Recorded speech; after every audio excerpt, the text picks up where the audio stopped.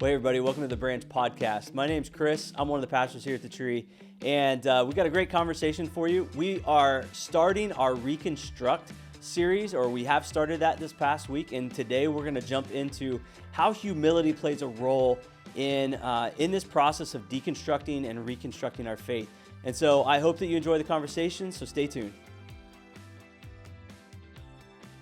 So if you could go back in time and tell your younger self something about life, something about what they're going to experience in the future, what would you go back and what advice would you give them? The scores to every sporting event that's ever happened. You're like Back to the Future. Back to the Future. I feel like we've had that question before, but man. said that. I don't know. I think honestly would be I'd probably warn myself about stressing about not majoring in things that don't need to be majored in. Sure. Yeah. You know what I mean? I think a lot of things stressed me out, and I worried about a lot of things that I now look back on and think that was stupid. That was a waste of time. Sure. I mean, even I don't know. I mean, there's so many temporary things that now I don't care about at all that back then really impacted my identity and who I thought I was and stuff. So yeah. I think mine would be probably something about just preparing my heart for the transitions of life and the seasons of life, because I think as a kid, especially I think it particularly about my first cousins, people that I grew up with, I was super close with. And you kind of have this fairy tale mindset that these people that you love to be around, you're just always going to be together. And then life happens, right? And transitions happen, and people that once were super close to you, that you hung around for years and made some of your best memories with, it fades and you don't talk to them anymore, and I'm not saying that happens always, right? But I think just preparing for that reality that in those transitions of life, it's always bittersweet, right? There's goodness that God brings around the corner in those new transitions and seasons, but also the sadness of leaving things behind. And so that's something I've really reflected on a lot over the years. And I think it's something that when you're a kid, again, it's this mindset that you kind of arrive and then things are static, but in reality, life is always changing. Yeah, my counselor years ago, I talked to her about that, and she said something kind of shocking to me. She said almost every single relationship in your life has basically a countdown clock on it. Yeah. And she said, because she said people do have a hard time when a relationship ends, people can be like, oh, did I do something wrong? And sure. they can feel a lot of guilt and remorse over it. And she's like, the truth of it is almost every single relationship in your life. There's only a few that really last your entire lifetime. Yeah. Man. How's that for depressing? I know it is. It's sad. That's why I was preparing my childhood self. Well, I'm going to do the same thing. I'm going to go back and I'm going to tell them hey, whatever you're expecting adulthood to be, whatever you're expecting life to be, it's not that. Your whole it's life, far worse. Yeah, your whole life when your parents told you when you're an adult you can do whatever you want, so you set it up. It's not that. It's not that. So, but at the same time, I would say you're going to struggle far more than you ever thought that you ever would with life, but it's going to be far better than you would have ever expected it to be. And so I think that's the part where I just remember being so shocked coming out of college and being this is what everyday life is like. This is what I'm going to do for the rest of my life. And I was like, this is tough. So honestly, Chris, maybe it was the opposite of that. Okay. Where I was coming out, just getting married, I was like, this is awesome. Yeah. Well, I loved I loved that. But then you go from where there's almost an end goal to each stage. So you're going to finish high school, you're going to finish college. You know what I mean? The seasons are defined. And so you kind of find yourself in that narrative and where you are because of that. And then you hit this season where so we got married pretty quickly right after college. Cassie's Chris you've and already Cassie been got married when they were 17. Yeah. We got married right after college. So that was almost an immediate transition as well. And then, so it was now we're just going to get up and go to work every day and do this every single day. Forever. So that took a minute, 10, 12 years you also for me to get over. In high school and college, to some degree, you have forced community. Yeah. Mm-hmm. And you lose all that. You lose all that. Yep. And so then all of a sudden now you have to build your own community. And then every time you move or whatever, you have to build community. That's a big one. And that's even goes back to what I was saying earlier, for mine, just those transitions. Cause absolutely, out of college, like you're just around incredible people all the time. Yeah. Like for me, that was my experience, like with the track team and even the theology department at Malone. There was just some really cool people that I enjoyed being around. And then all of a sudden it's just not there, you know? And it's such a weird like shock to the system that you now have to pivot and make adjustments and figure out your own path in that way. And it's weird. Well, and I think it was this idea that really kind of stirred for what I want to talk about today. That idea of wrestling with like our expectations and what we think. And I think so often we think about even our lives in faith, and we have these expectations of what that is going to look like, what that's going to consist of. And then oftentimes it doesn't turn out that way. And so I think a lot of that leads to what we're talking about on Sunday mornings now, the need to reconstruct, because I think that loss of innocence is not the right word, but the things shifting off of what we expect it to be. Yeah, I mean, it's really an element of disillusionment where you expected everything, and then all of a sudden it just turns out differently, and you're like, who failed? I mean, that's kind of how it feels. Like, did I fail? Did God fail? Did the culture fail? My parents fail? Yeah. And so that often leads us to a place where we start asking questions and we start deconstructing and start thinking through our faith. And so this past Sunday, you introduced the idea, Matthew, of the good side of deconstruction, but also the unhealthy side of it. And so today, what I really want to talk about is how we do the process of reconstruction, or actually both. How do we do deconstruction and reconstruction in a healthy way? And I want to start with this idea that our posture towards understanding truth and the mysteries of life, and so those places where we have expectations, what's required of that, and the role that humility plays in us hanging on to our faith through seasons of doubt and struggle, and this disillusionment process. So kind of just begin to speak to that. What role does humility play in this process of deconstruction and reconstruction? Yeah, I think so. When you're talking about this from a faith perspective, so when we're talking about deconstruction and reconstruction concerning God, I think we have to recognize that we have been trained by a culture that has instilled in us a high level of arrogance, in that everything needs to make sense to us. So part of our brokenness of our culture right now is that we are a consumer culture that has trained each person to see themselves as the center of the universe. So it's about everyone making me happy. So we're seeing that, I think, to an extreme level in our culture. And part of the dynamic is just simply we are customers. So everyone is fighting for our money, fighting for our attention, and really from their perspective, we're a product, but we see it as like we're basically God. And so we've been trained to pursue our comfort, our happiness, what makes sense to us. And then we take that and we apply it to God, which on one hand, I just want to say this, I'm going to kind of preface this.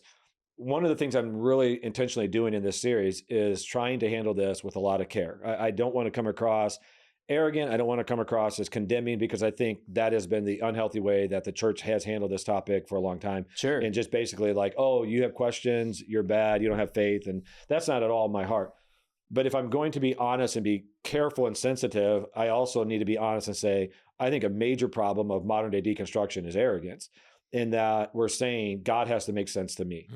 And I think if you're just going to use logic for a moment, if what we're talking about is this, if we're talking about a being that created everything, we obviously understand they have a level of power that we can't even fathom. I'm not saying they, but I'm saying he, God is personal. Sure. He has a level of wisdom that we can't even fathom. And then he who loves me has a plan that I can't even fathom. And so I think beginning is we need to understand that it has to begin with humility, that we say, I'm not God. And so instead of judging God, we need to have a posture that says, how can I better understand what he's doing so that I can properly process this? Even if someone's going to reject him, I still think just starting off saying he doesn't make sense to me is just intellectually lazy. Yeah. I think there's a couple of things. Like one of the ones that we take for granted, you're talking about the idea of judging God. I was having a conversation about this actually just a couple of weeks ago. One of the ironic things is that you see Americans, particularly people who are maybe atheist, agnostic, or even just they're anti-religion, anti-Christianity in particular, will oftentimes literally use a Judeo-Christian moral value system to judge the God of the Bible. And they don't realize they're doing it because it's the waters they've swam in their entire lives. Like the reality is our country, much of the way that we view things, not in its entirety, but it was very much founded on Judeo-Christian principles. And so much of that has permeated our culture. And I think a lot of people take that for granted. And so if you take that into other cultures around the world, the way that they view the God of Christianity, the way they view the Bible is going to be different, because even their entire worldview and the framework in which they look at things is going to be different. So I think that's one level of humility, is realizing your particular view isn't necessarily even the common experience of all people around the globe or throughout history. But there's the other thing that you said that I've shared this before. I think a lot of times people start with themselves and try to work their way back to God, rather than starting with God and working towards themselves. Meaning we start with our understanding of things and what we think should be, and kind of we set ourselves as the standard, as you were saying, even in our ability to understand things. And then we look at God, or we look at certain aspects of Christianity, and we say, well, that doesn't match up with my experience or my ideals or my value system or whatever, rather than starting with, okay, well, what does the Bible actually say about God and the purpose of human existence and all of those things.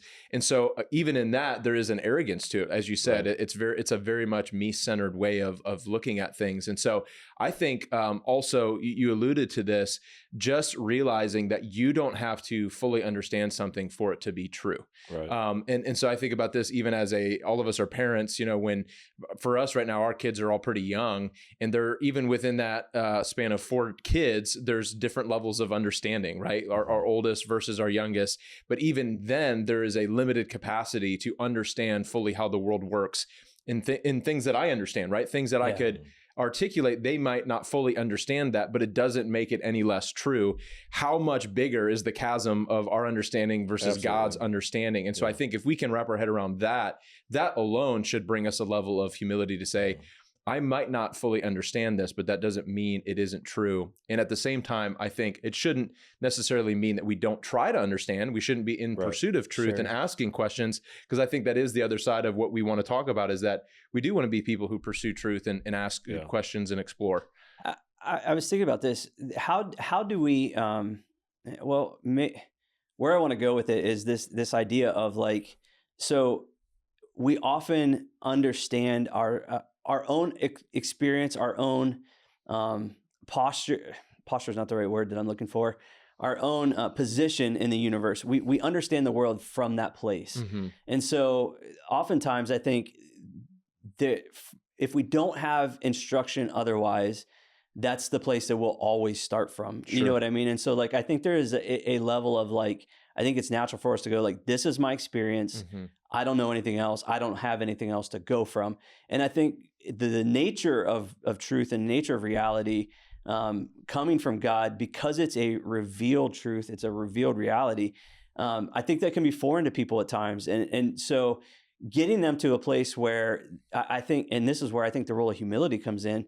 Humility comes in and starts in what you guys are saying, that posture of, I can't possibly know and understand absolutely everything that's happened in this world. Like, there's no way that my mind can contain all the knowledge of the world, all of the perspectives of the world. You said we each have a different perspective. I can't understand what it's like to be an African woman in the middle of Zimbabwe. You know what I mean? Right. Because that's not who I am. It's not how I was created. It's not the culture I grew up in. And so that perspective is going to be beyond me. So humility really starts with that reality of like, I can't understand all of this. And I realize I'm kind of reiterating what you're saying, but it leads to the question of, how do we then like bridge that gap of, hey, I'm recognizing I don't understand absolutely every perspective, but you said it, my experience doesn't reconcile with what I'm hearing from, say, Christianity or from the Bible. How do we begin to process that and resolve that tension in our hearts and our minds?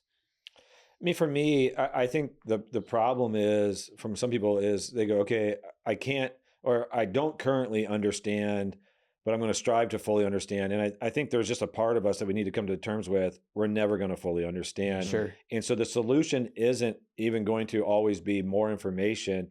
I really do. And this is what I was trying to stress this past Sunday. I think the solution really is relationship with God. It's like, because here's what I would think, like, so like us, we've been friends now for multiple years. I have such incredible trust with both of you that your behavior, when it's a mystery to me, doesn't offend me. Does it make sense? It's because we have relational history. So like if I text Anthony and he doesn't text me back, I'm not devastated by that, right? Like in my mind, I go, I'm just assuming you're with your kids, you know, like or your wife, or you just didn't see your phone. I'm not like, oh my goodness, he hates my guts, you know, it's over. But because there's like that relational context, and the same thing with God. When you have an infinite God who is just, I mean, he's so much higher. I mean, Scripture says the lowest thought of God is higher than the highest thought of man. What that's just saying is the most basic thought that God could ever have is higher than we could ever attain. So in order to find true peace, it's not about more information. It's about coming to terms with that relationship to where I can build it, to where I can trust him. And so for me, it's like, I think learning begins in relationship. So again, that was a complicated way to say it. So I'm kind of like processing out loud. But I would say, instead of, a lot of people think I got to gain more information and then I'll understand God. I think you need to connect to God. And then through that, you'll gain more information to better understand him and have a deeper relationship, which allows you to have faith. Yeah. And I would agree 100% with that. I think if information is divorced from that, then we really miss the entire heart of Christianity and what it's about. At the flip side, I do think Christianity, I mean, I alluded to it earlier, is a worldview. And I think understanding that we do all have a worldview, I think one of the things that Christianity can do is in many aspects validate our understanding of the world. I mean, like for me, you're talking about making a joke about like questioning, you know, if you sent me a text or whatever about human behavior, right? You know, there's times all the time, like you see things going on in the world and there's a part of me that is perplexed by the things that people do. But then also there's a part of me that, because of my Christian worldview, I'm like, oh, I also understand why they do what they do, right? To a degree, right? And I think there is a sense in which Christianity can help us make sense of what doesn't fully make sense to us, not necessarily in every category of life. I'm not talking about unlocking all the great mysteries, but I think even more particularly about some of the bigger stone questions, right? About things like meaning. And so, like, even, okay, we're talking about relationships, for example. I mean, like from a self-understanding, Christianity unpacks at a very deep level this concept that why are so many of our problems and so many of our highs and lows related to our relationships with other people? Well, it's because we were created in the image of God, right? We're created to be in relationship with other people, created to be in relationship with God. So I think Christianity in many aspects can also give us an understanding. So like, I think we have to be careful, because there is a spectrum, right? To say, okay, you can't understand anything, to the other side of it, that you can understand everything. And I think you see branches of this. A lot of times, unfortunately, I think Christian churches can be on this side where it's like, we know everything. And we don't leave room for mystery. We don't leave room for tension or doubt or questioning or, you know, struggle, honestly. And I think we have to be careful. But on the other side, I think we can say Christianity will help give a solid framework for understanding kind of where you are in the world, right? It's like being dropped into a jungle and then being given a GPS to say, okay, now I have some orientation about where I'm actually at. I think in many aspects, that's what Christianity is meant to do. It's really meant to answer some of those bigger questions, not always the finer details of the why behind everything, particularly the more maybe painful or complex aspects of life that we don't always understand. Maybe this was on this podcast, but maybe I'm thinking of another something else that I listened to. In our world, a lot of people look to science to answer questions. And what I heard somebody say one time, and again, if it was you guys and we were having this conversation, forgive me for not remembering this, but I heard someone say, like, science was geared to answer how questions. So how did this happen? How does gravity work? Like those types of questions. Religion and faith are more based on answering why questions, and just going off of kind of what you just said, Anthony. And so we keep asking the wrong question to the wrong thing. And for most of history, science and faith, science and Christianity interacted and worked together to do our best to understand the universe. And so I think the hard part is that we've so removed we're still asking the why question, but we're asking it of logic, we're asking it of reason, we're asking it of the things that makes most sense to us, like observation and things like that. And it's, my opinion, it's been insufficient to do so, even though I think some have said that it can. But I think just the way that we work, like we tend towards that because that's controllable. Where faith feels like I don't like leaving it in the mystery that it lands in. So the person you're talking about, you're quoting is the theologian Timothy Moore from X-Church. Okay. Yeah, no, there's that message. Yeah. I was like, I know I just heard this. Yeah.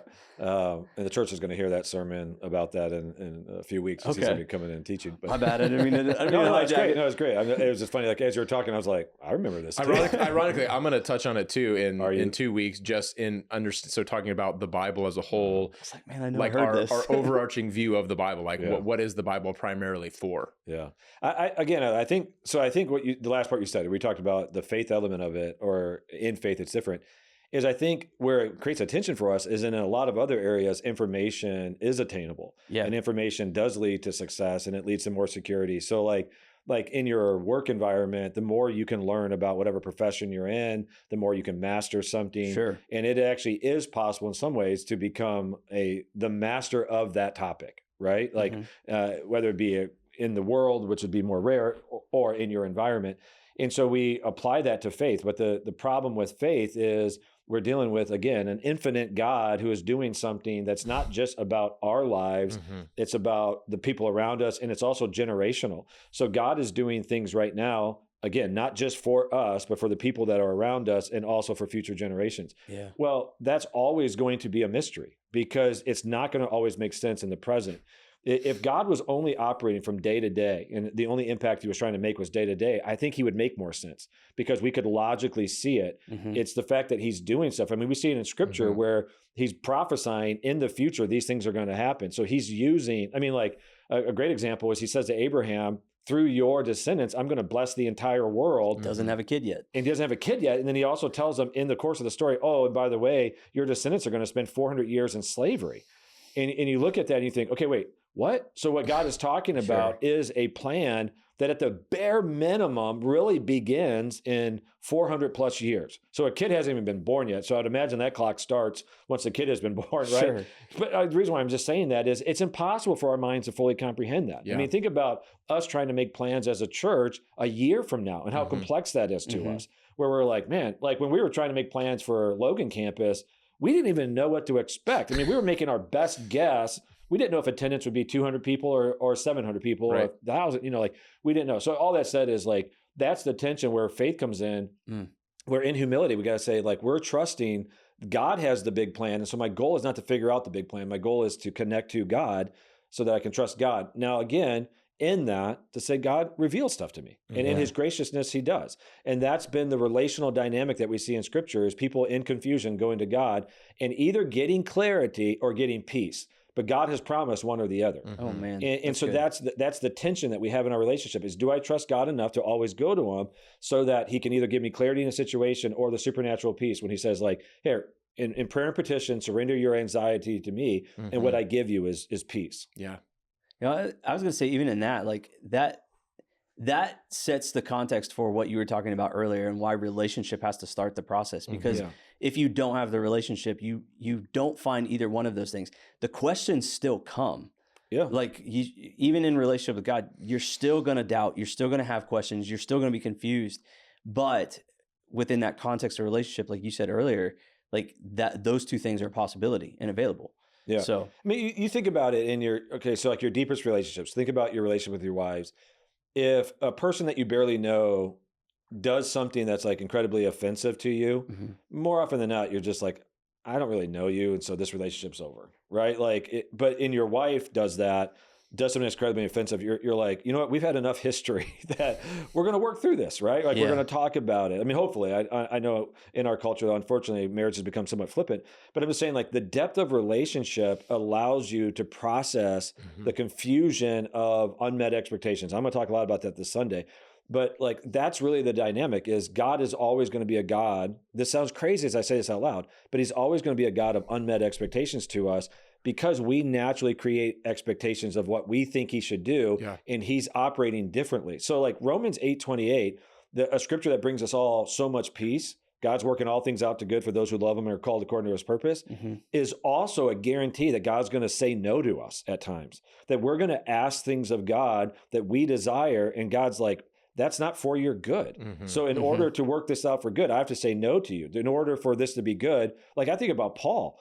Paul's like, I have this thorn in my flesh, and it's so tormenting him that multiple times he goes to God and begs him to take it away from him. And God's like, if I do that, if I answer your prayer request, you're going to grow arrogant. And we don't know the fallout of that. The arrogance could have been, he could have fallen away from the faith. He could have led other people away from the faith. So God says, in love, I have to allow you to suffer. In love, there has to be this thing that torments you, but there's a purpose. And in the end, Paul goes, I trust him. I get it. I've realized his grace is sufficient for me. That only happens in relationship. If that's just information on a page, I don't think Paul still worships God, because he just goes, what? You have power. You could remove this thorn from me. You don't. You must not be good. You must not be who you promise to be. You must not be who we think you are. Yeah. James talks about the same idea. I know it's a verse that matters a lot to you, but it's one I've used a lot too. The idea of like you have not because you ask not, but the next verse after that is you ask and you do not receive because you ask wrongly to spend on your passions. And it's that same idea, right? Like that there's going to be times where God says no. There's going to be times where God doesn't do things the way that you want him to do things. And it does come down to the relationship. Like even you were talking about earlier, like the peace and the clarity thing.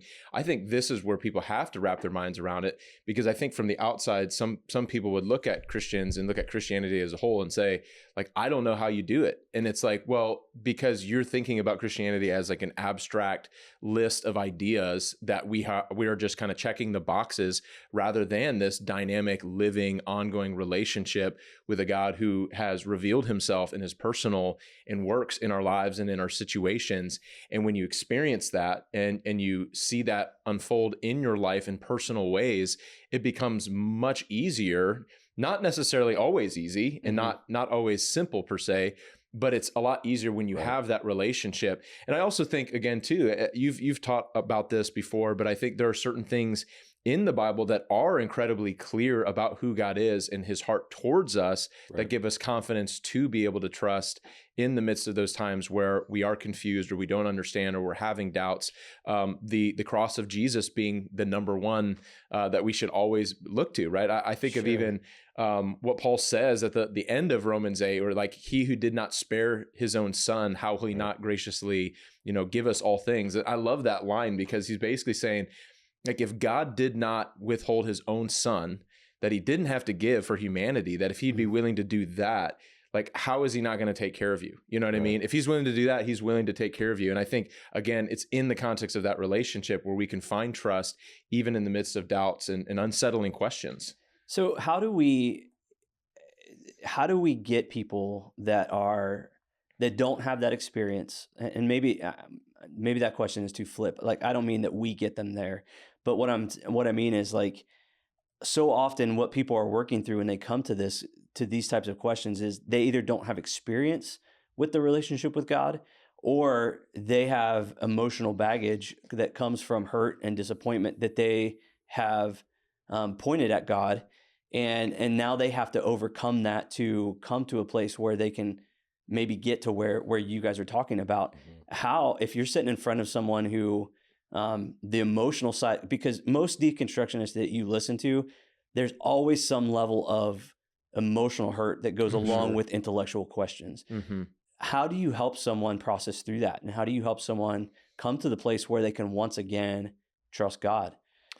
Honestly, it's a big challenge, because what you're asking them to do is, on one level, you're saying, are you willing to risk it? To risk it to find truth, in the sense of, like, you have to be, whether it's a vulnerability to it, of just try it. Start trying to have a relationship. Start with prayer. Start with walking in obedience to the basic things that God says. Or you're saying to them, another option would be, can you get to a place of desperation where you're just saying, like, I've tried everything else and nothing else works.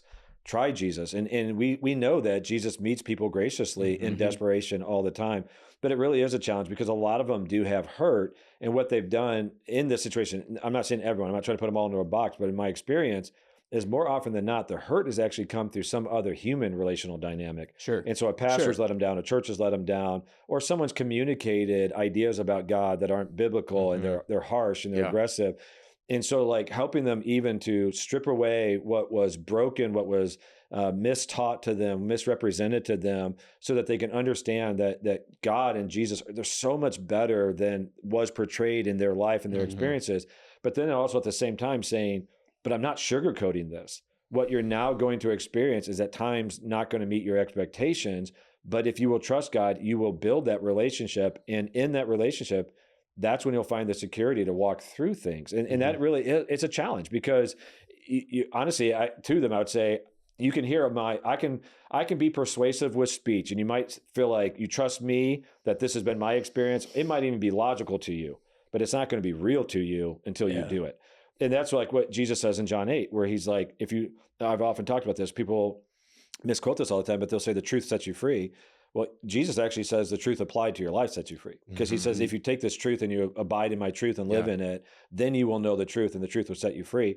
And that is what we're trying to relay to people is like, you have to, at some point in faith or in desperation, start to walk out these principles and God will meet you there.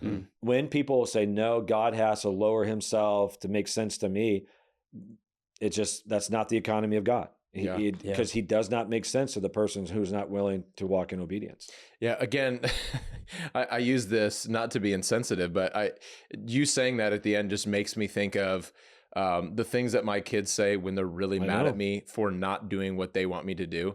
And it's like, you hate me, you don't love me. And you're like, man, like you just don't understand, you know?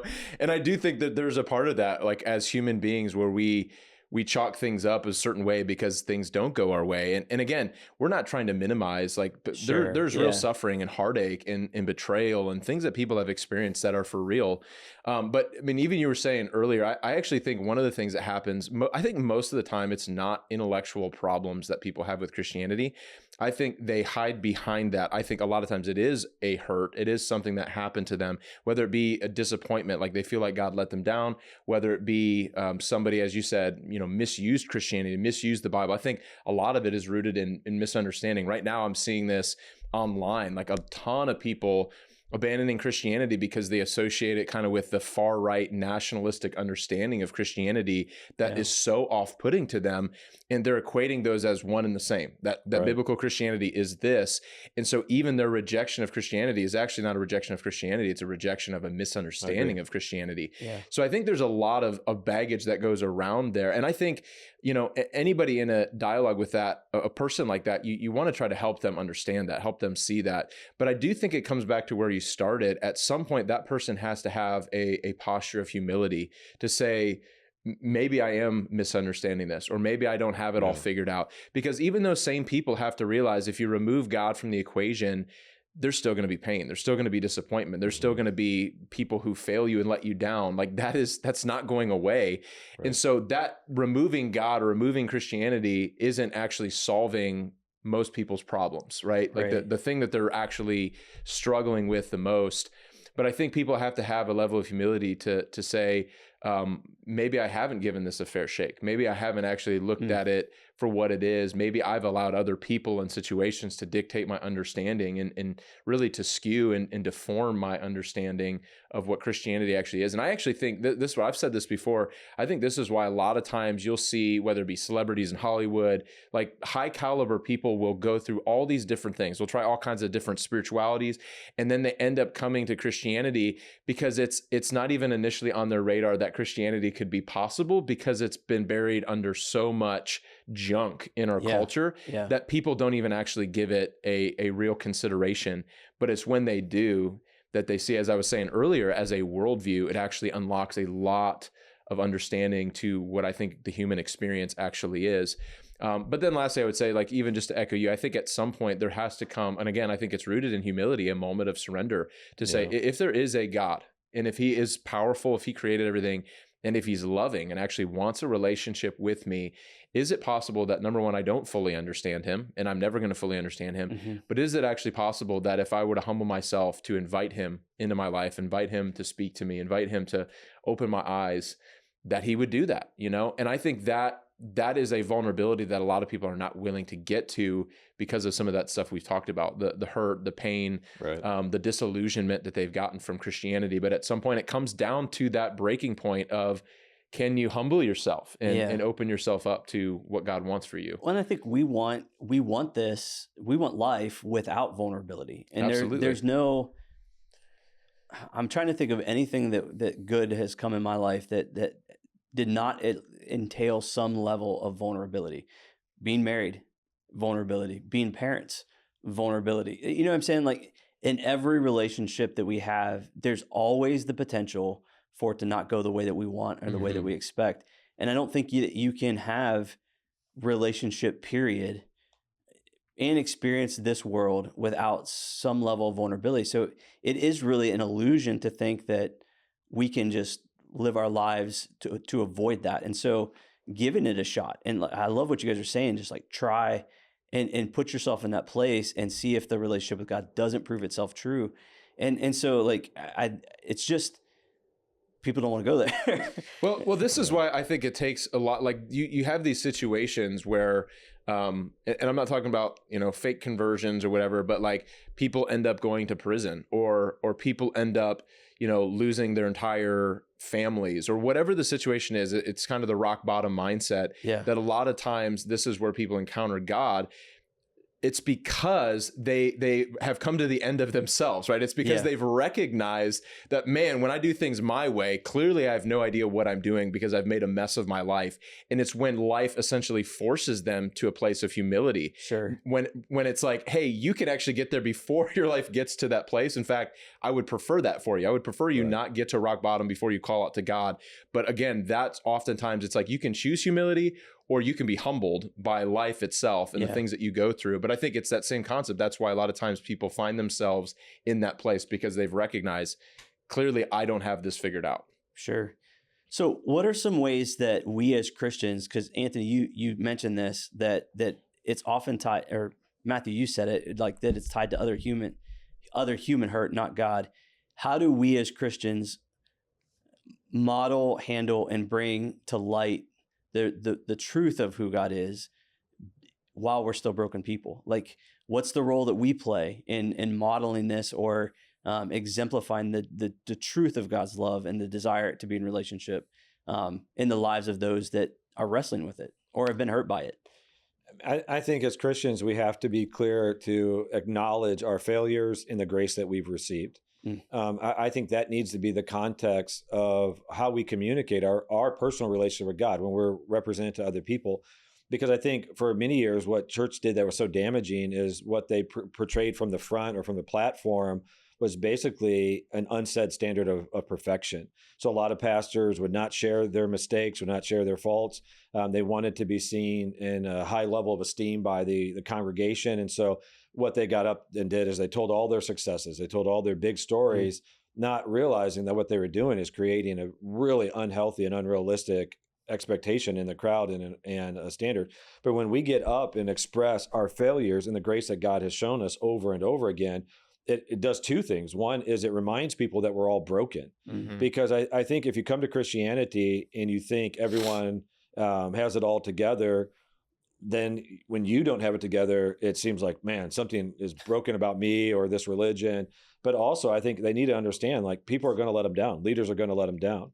And that's one of the things, like, I've tried to be intentional about in my communication with the church is for them to understand my failures, because I don't want them to put me on a pedestal, because I don't want my failures to rock their faith. When I fail, I want them to understand, yeah, Matt failed because Matt's human and Matt fails. And so like in that, I think it's for us, we need to portray humility. I think we also need to apologize more. I think it's important for us as Christians to apologize on personal relationships, but even in the church world, to get up at times and to acknowledge, like, for years, the church handled the homosexual issue about as bad as any issue that we've ever handled. I think we've handled deconstruction horribly in the past. We wouldn't use the term deconstruction until modern day language, but it basically, and my friend that I referenced on Sunday that sent me a list of like all his people he's connected to that have been deconstructing, many of them talked about how they basically approached their pastor with questions, and their pastor's response is, you shouldn't have questions. You don't have faith. and or just said anyone who had questions use language like you're being led astray by Satan. I mean, and so like that level of, so here's what we know there's a very real temptation that happens and Satan can lead people astray. Sure. But asking questions to your pastor, I would say, is the opposite of that. That is a person seeking truth. But so it's those kind of things. I think we need to get up and say, I'm sorry that someone did that to you. I'm sorry that we as a church did this. I'm sorry that we communicated this with insensitivity. And I think when people see that humility, it helps them. So even my friend who has deconstructed and is in the process of deconstructing, still attends our church and still feels loved. Still feels like, because he's still seeking. He's still open. And I'm thankful for that he's even said like, he'll like in that thing that he sent out, he said, my pastors know this about me and they like basically, and they still love me. Some language like that. And I that touched my heart. That I was like, man, I hope he reconstructs, right? I hope he grows back into faith and embraces it. But I'm thankful that even in this place in his life, in this vulnerability, he still feels safe, that this is a place he can keep coming. He's not going to be persecuted. He's not going to be shamed. And it's safe. Yeah. I think that's a great transition. What I was going to say, that like the word safety, I think is so huge. I think more than we realize, that's really what we all want and long for in relationships. I mean, you talked about like vulnerability earlier. The reason why vulnerability is difficult is because the question of, is it safe? Right. Absolutely. So whatever relationship we have, whether in the marriage or whatever that is, that's what we're really longing for, because even behind that, I would say, biblically speaking, our greatest desire, right, is to know and be known. Like that's actually the essence of true, genuine love, is to know and be known. Not to love a person at a surface level because you don't know anything about them or all their quirky, things or things from their past, but like to really fully know them and love them. Yeah. That's like what we all desire, whether we've pointed our finger at that or not. So I say all that to say, when a person, I would say at a more personal level, if you're a Christian and someone from your Connect group or a friend comes to you and starts to share like some of their doubts or things that they have problems with, number one, I would say, take that as an honor that they felt safe enough to come to you and acknowledge that to them, to say, you know what, I just want you to know, like, I really appreciate you opening up and sharing that with me. Because I think that in and of itself is going to invite more of that open dialogue, that they feel like, okay, you're not setting the alarm bells. Because I think that's another thing when people overreact, and this is a big one in Christianity. So many Christians get defensive as if they are God's personal advocate. So when somebody comes to them immediately, like, let's start quoting the scriptures. Let's start coming up with apologetic reasons why you're wrong. Yeah. And it's like, can you just acknowledge that this is a human being right now that is struggling? They're struggling with some of these questions, these doubts. Acknowledge that reality rather than immediately go to defense mode where you feel like you have to articulate some argument against them to prove them wrong, because they may not even be sure where they land at that point, right? They're asking questions for a reason. So I think creating that safety, creating that type of intimacy in those relationships is huge, because I think more than anything else, relationships will keep people anchored, right? Even as I don't know who you're alluding to, but the person that is in the midst of deconstructing, if they feel safe, if they feel loved, they can still do that. And the likelihood that they reconstruct a more solid, grounded faith, in my opinion, is much higher than the person who feels disillusioned, not only by Christianity, but by the people that were supposed to love them. And they walk away now with no anchor, no connection point. And so I think that's huge, is to remember, like, be willing to listen to people. I mean, this goes back to many conversations we've had. We're just, as a culture, terrible at dialogue. And a part of the reason we're terrible at dialogue is because we're terrible at listening. And so just actually listening to the heart, because again, even as we were saying earlier, this person that comes to you, it may not really be an intellectual issue. That might be kind of like a mask. It actually might be something deeper. It might be something else that's going on in their life or their situation. And so I would say be sensitive to that person, but also be sensitive to maybe what the Holy Spirit wants to do in using you to be a lifeline to that person, and how God wants to use you in their life. Yeah. And I would say, like, the thing that comes into my mind, like, and you said this on Sunday, Matthew, this is a good and natural in faith process. The process of deconstructing and reconstructing is important. And I, with my kids, like, I've wanted to create that's part of the process as they've grown. And so when age appropriate, I've let them experience things. I remember Elijah when I say experience things, like listen to podcasts that offer different perspectives. ask questions that like their friends are asking. I've not sheltered them from those things because these are questions that they're going to experience at some point or other. And I wanted to be the one to be able to walk through that with them. I agree. Because it's so important that we do this. And when we do this, this is what makes faith our own. Yeah. This is what solidifies faith in our lives. And so when we can have that space, like you guys are saying, to be honest about our questions and to have those moments and have this process in our lives, I think it's turns out to be a life-giving and a faith enriching thing. Absolutely. So my two oldest sons, one's graduated college, and the other one's in college, Bible college. And with both of them, they have consistently come to me with Bible questions. Even my son Lincoln does. He's in high school right now. But when they come to me, the posture I'm consistently trying to take with them is a posture of humility, to say like, this is how I understand this right now, but there's some other perspectives, and I'll tell them other perspectives. And then I'll ask them like, what are you reading? What are you hearing? What are your professors saying? And when they say their perspective, I oftentimes will be like, oh, that's interesting. Oh, I can see why they say that, like things like that. The reason why I'm doing it is intentional. And I've told my kids, I want you, to have a much more open mind than our culture would tell you to have. I want you to take in new perspectives, because I want you to go through the process of deconstruction. If it's possible, because I've told them, I was like, my mind has changed on some major issues over the last 5-10 years. And so it's possible that something I taught them growing up, they're going to have a professor better explain to them, and it's going to show that I didn't fully understand it. And so I don't want them to feel bad or shamed that their dad messed up, right? Who happened to be their pastor. And so like we're talking through these things, and when they come to me, my son Titus especially, he's a deep thinker. He loves processing. He loves hearing both sides of stuff. He just recently wrote a paper about scripture that he was challenging some elements of it. I'm not going to share it right now because he hasn't asked permission or whatever.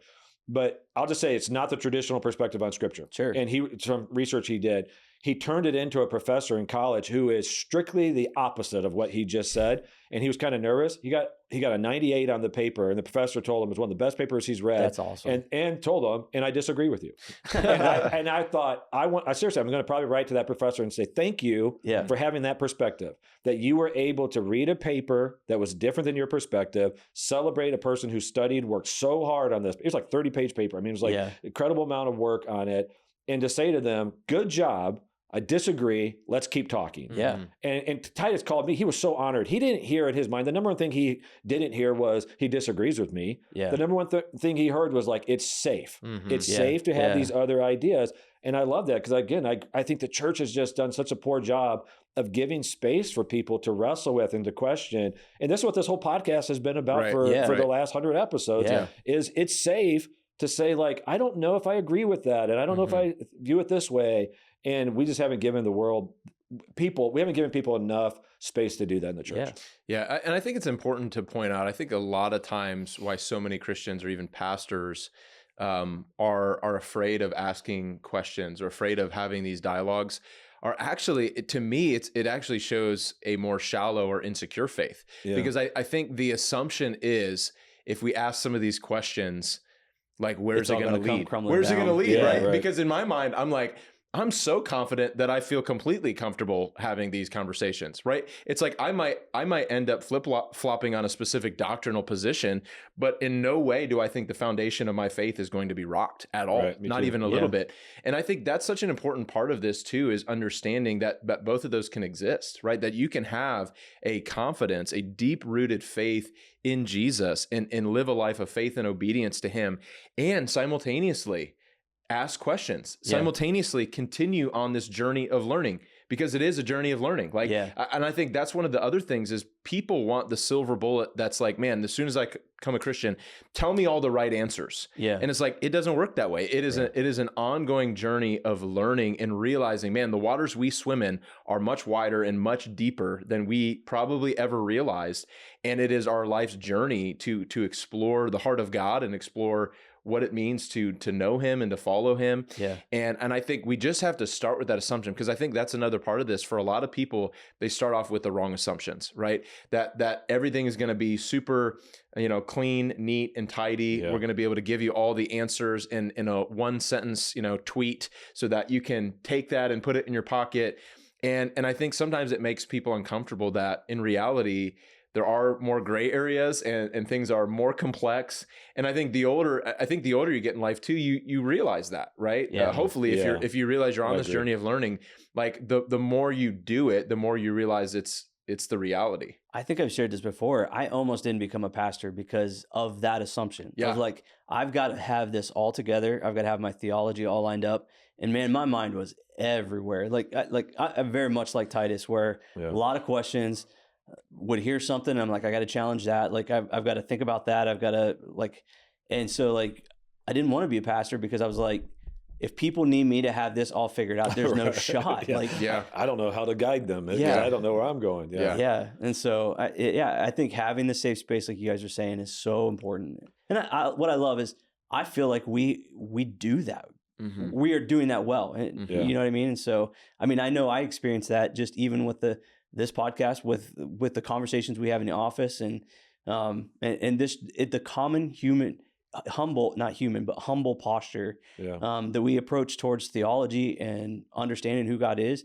I love that about this place. So I mean, I referenced it a few weeks ago, but genuinely, my relationship with you two has been one of the greatest blessings in my life, because this sounds funny as I say it, because it's actually allowed me to challenge some of the foundational things in my life. Mm-hmm. So it's interesting. Like in some ways I would say like, you guys have created instability in my life because of, but not really, but I didn't see it that way anymore. You know what I'm saying? It was the safe place to speak about stuff without feeling like I'm going to be judged, because there was a certain element as a pastor that you think, not only do I have to have it all together for the congregation, but even for me as a lead pastor, I need to have it all together for the other pastors on staff. Because if I express to them, I don't know that my thoughts on this are still the same, or I'm struggling in this theology or whatever. Yeah. Like I might have had more insecurity in the past. And then so years ago, you and I started having really good conversations and it felt very safe. When Anthony came on staff, it just went to the next level.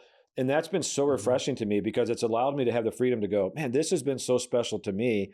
I want to provide that for other people. I want to be able to 100%. Do series where we're talking about these topics and we're not saying like it's black and white, it has to be this way. Yeah. Because I think honestly, when I was probably early in ministry, like 20, 21 years old, early in ministry, life was a little bit more black and white because I hadn't suffered yet. Mm-hmm. I hadn't really experienced loss or pain yet. I was raised in a intact family that for the most part, upper middle class, but like my parents took care of us, like just kind of had a sheltered, good, blessed life. And it wasn't till I started suffering more, experiencing loss, but then also just being around other people who experience so much more complexity to their life that I started to realize this isn't simply black and white. Yeah, this has so much more nuance. I mean, even like I've shared these stories before. When I was young, a person who struggled with alcoholism, I would have just thought that's your fault. You made that decision. And then I met a guy who was in our church that his parents introduced alcohol to him when he was 12. Yeah, and was basically an alcoholic in middle school. And I thought, okay, that wasn't his choice. Yeah. And it was like, again, in a moment I went, how arrogant have I been? And then I would have had thoughts about people who had same-sex attraction. Like, honestly, I would have been naive and arrogant to say they made that choice. Sure. You know, and again, it's just so dumb now to say out loud. But then you start to have relationships with people who have same-sex attraction. You start to talk to the story and you go, man, this is not a black and white. I'm not talking about the issue of morality. I'm saying like this issue is just so much more difficult and complex. And so how I communicate about it needs to be different. Same thing with transgender issues. The church was just so militant on one side. And like I've just learned in all of these issues, deconstruction, all of these issues, there's just so much more grace that needs to be offered to it, more safety created. And so, I felt that honestly, the guilt of my own arrogance in the past. And so we have, as a church, been intentional to try to create an environment that fixes that. Well, awesome, guys. This has been a great conversation. Any closing thoughts or anything else that you want to hit on before? I got one funny story I got to share. It's about your kids. I wanted to say this earlier, but you were talking about the dynamic of like when your kids, when you tell them they can't do something that's like actually protecting them, and they're like, you don't love me. We're in the gym, and weightlifting gym, and his kids were in there. And I think it was Luca goes over to the Smith machine and has like the bar that is like attached to the machine. And he, at this point, I think he was just like showing off in a good way. I mean, he was like trying to show me his abilities. He goes over, he's hanging upside down with his legs hooked onto it. And Makaira says, she goes, I love it. and no, or something to that effect. And I thought, like, what a loving way to say it, of like, I love that you're being adventurous. I love that you're like trying this out, but I'm gonna need you to stop. Yeah, I need you to stop this immediately. And I just thought, like, what a great parenting moment. You know? Like, she was like trying to, you know, build up his, like, I think even his masculinity. Like, yes, you're exploring, great job. Yeah, but you're also having a chance to fall. Don't break your neck. Don't break your neck. Well, thank you guys again.